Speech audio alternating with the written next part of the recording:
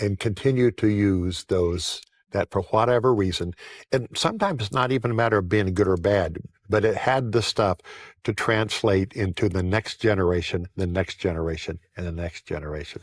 After months of whispers and rumors about family feuds and secret struggles, Bill Gaither finally breaks silence, and what he's sharing will leave fans speechless. For decades, his music lifted millions, but behind the gospel songs hid truths no one saw coming. Now, after years of quiet, Bill Gaither finally breaks silence about what really happened behind the scenes and an old rumor that nearly ruined his legacy. What secret has he carried all these years? And why reveal it now? Join us as we uncover the shocking truth that changes everything you thought you knew. The tragedy. July 26, 2024, was a sad day in the world of gospel music. 3 members of the well-known gospel group, the Nelons, lost their lives in a plane crash in Wyoming. The group was traveling to join the Gaither Homecoming Alaska cruise, which was set to depart from Seattle. The crash claimed the lives of Kelly Nellen Clark, her husband Jason Clark, and their daughter Amber Nealon Kistler, all key members of the award-winning family group. A small aircraft called the Pilatus PC-1247E was carrying 7 people when it crashed in a remote part of Campbell County. By Saturday, investigators still hadn't reached the scene, and firefighters had spent much of Friday night battling a large blaze near the wreckage. Just hours earlier, the Nelons had shared a joyful video on Instagram. Standing outside the plane in Nebraska City, Nebraska, they smiled and chatted, mentioning they were about to grab a bite before flying to Montana, their final destination before tragedy struck. Gaither management shared in a statement that Autumn Nellon Streetman, the youngest daughter of Jason and Kelly, and her husband Jamie were not on the plane. The couple had safely arrived in Seattle when they received the heartbreaking news. They were soon surrounded by fellow artists and friends at the hotel, who offered comfort through prayers, songs, and their presence. The statement also mentioned that Autumn and Jamie have since returned home to be with Kelly's brother, Todd Nealon, and his wife Rhonda, as the family begins the difficult journey of grieving and healing. The team closed by asking for continued prayers and support in the days ahead. During all these, Gaither remained silent about the incident, and when he decided to comment, it indeed confirmed what we had long thought. Bill Gaither breaks silence. It wasn't until several months after the tragic plane crash that Bill Gaither finally released a touching video in memory of the Nelons. The video was quite emotional as it reminisced about special moments with the Nelons over the years, recalling memories from when Kelly's father, Rex Nellon, first appeared on a Gaither stage to seeing little Amber sing as a young girl, and all the way to their final days. The week Bill Gaither finally broke his silence was also the first time Autumn joined the Gaithers for a new taping since the heartbreaking crash. It was an emotional return. Being there without her family was incredibly hard, but it marked a brave and important step forward as the gospel music community continues to honor their memory. As many had expected, Bill Gaither spoke with faith, calling the tragedy part of God's bigger plan. For many fans, those words were both comforting and heartbreaking. It reminded them that even the most painful events can't always be explained or stopped. The Nelons have long been a shining light in gospel music. Their deep harmonies, powerful lyrics, and lasting impact have touched thousands. In 2016, they were rightfully inducted into the Gospel Music Hall of Fame, a tribute to their decades of work and influence. Their achievements in Southern gospel are remarkable, with 20 songs making it to the top 5 on the charts, according to their official website. They've earned several Grammy nominations over the years, but their greatest recognition has come through the Dove Awards. With 10 wins and 35 nominations, they've become one of the most celebrated groups in gospel music. In 2021, they took home another dove for their moving song, If God Pulled Back the Curtain, which won in the Country Bluegrass Roots category. Their story stretches back to the 70s, when Kelly's father, Rex Nealon, took over the well-known family group, the Lefevre. In 1977, the group was renamed the Rex Nealon Singers. Then, in 1985, they became simply the Nealons, a name that would become beloved by fans around the world. Kelly began singing part-time with the group in 1972, later joining full-time and taking over management after her father retired in 1997. Jason became a member in 1994, and Amber joined the family group in 2002.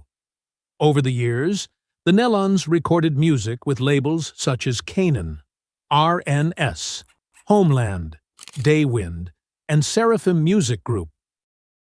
Fans loved hearing their songs like Oh for a Thousand Tongues, The Sun's Coming Up, Come Morning, I'll Talk to the Father, I'm Glad I Know Who Jesus Is, That's Enough, and We Shall Wear a Robe and Crown at concerts, on the radio, and on gospel playlists.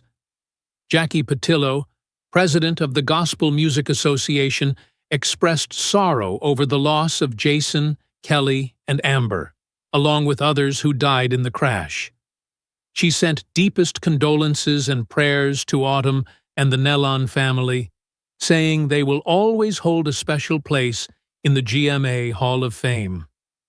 The governor of Georgia also shared a message asking everyone to pray for those lost, their families, and the gospel music community mourning this painful loss.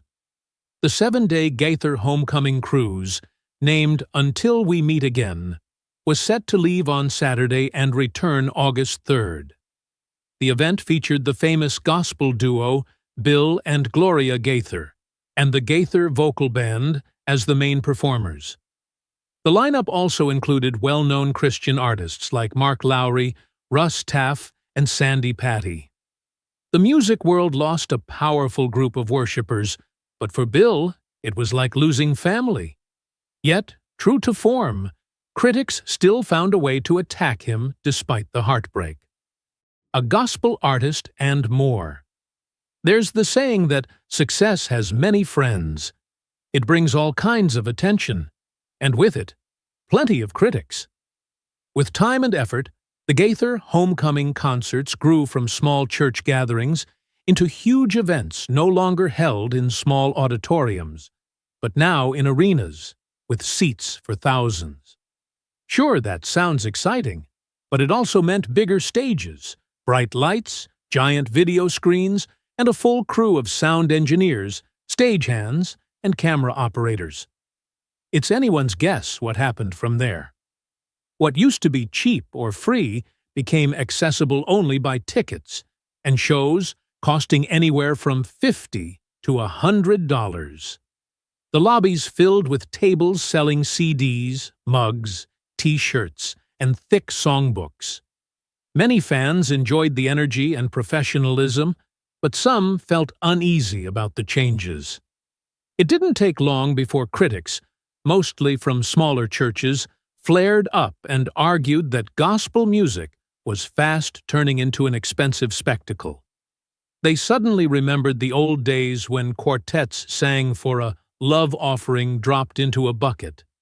Some pastors went as far as writing articles asking, "Has worship become commercialized?" According to them, they were worried that families with tight budgets might be priced out of the experience. One newsletter even called the tours the Gaither Money Machine. But did Bill Gaither back down? Not quite. He responded openly in interviews and letters. He explained that renting large arenas, hiring union workers, and covering insurance was far more costly than a church gym. Advanced ticket sales helped avoid debt, and part of the profits supported new recordings, music scholarships, and mission work. He made it clear that good business practices allowed them to reach more people with their message. Over time, the tension softened, and it appeared that both sides had found common ground. While the homecoming tours kept their ticket pricing, They added cheaper seats in the upper levels and group discounts for church buses. So even though critics still raise concerns when prices rise, most fans actually accept the trade-off: better sound, comfortable seats, and a night filled with uplifting music. Attendance remains strong, showing that for many, the message still matters more than the money. In 2002, Bill and Gloria Gaither faced some criticism over an event in Phoenix, Arizona. They had organized a homecoming gathering, an informal night where many gospel singers came together to share stories, food, and songs, later filmed for a DVD. One of the guests was Marcia Stevens, a well-known singer from the 1970 Jesus music scene, famous for writing the song "For Those Tears I Died." Years after her initial success, Marcia publicly shared that she was gay and began leading worship in churches that accepted same-sex relationships. The controversy started when photos from the Phoenix event were shared in conservative newsletters. One showed Bill and Gloria smiling next to Marcia and her partner. Another picture captured Bill laughing and calling Marcia a real saint. For many who believe the Bible forbids same-sex unions, seeing those images was shocking. Christian magazines were flooded with letters, and some pastors urged their congregations to boycott Gaithers' videos, accusing Bill of being too soft on sin. Bill Gaither quickly responded with a calm statement. He explained that the homecoming table was meant to show Christian love to everyone there. Inviting someone to sing didn't mean endorsing every part of their life. He reminded critics that Jesus often shared meals with people whose choices upset religious leaders of his time. Bill reaffirmed his traditional view of marriage, but emphasized treating all guests with kindness and respect. Most fans accepted his explanation, though a small group remained unhappy. DVD sales dipped briefly, but soon bounced back. Looking back, this episode shows how fast misunderstandings can spread, especially in the internet age. It also highlights Bill's commitment to his core belief: open doors, warm hearts, and songs about grace, even when some don't agree. And truly, some don't agree. Heated controversy. A private recording, believed to have been made during a 2010 show, suddenly resurfaced, and it went viral fast. In the clip, Bill Gaither spoke in a firm voice, sharing some strong opinions. He said a few of the artists he'd worked with were more interested in fame than faith. According to him, they lacked spiritual commitment and were too focused on themselves. The recording had never been heard by the public before, which made its sudden appearance even more explosive. As the video spread, fans quickly picked up on clues. Some of the artists featured over the years on the Gaither Homecoming program seemed to be mentioned indirectly. The result? Heated debates and divided opinions across the gospel music world. Not long after, Sandi Patty, one of the show's most beloved voices, shared a heartfelt post online. She didn't name names, but the message hinted at favoritism and unfair treatment in the early 2000s gospel scene. It struck a nerve. Many fans linked it to her quiet departure from the show back in 2003. As the buzz grew louder, most of the artists involved chose to stay silent. Meanwhile, Christian media platforms like Christianity Today and The Christian Post began digging deeper. They published detailed stories looking at Gaither's leadership and the way his company was run. One old issue also came back to light. In the late 1990s, a senior staff member named Robert Clean had raised concerns about how money was being handled behind the scenes. The matter was quietly settled inside the company, and no one outside ever heard the full story. Then, in a rare interview in early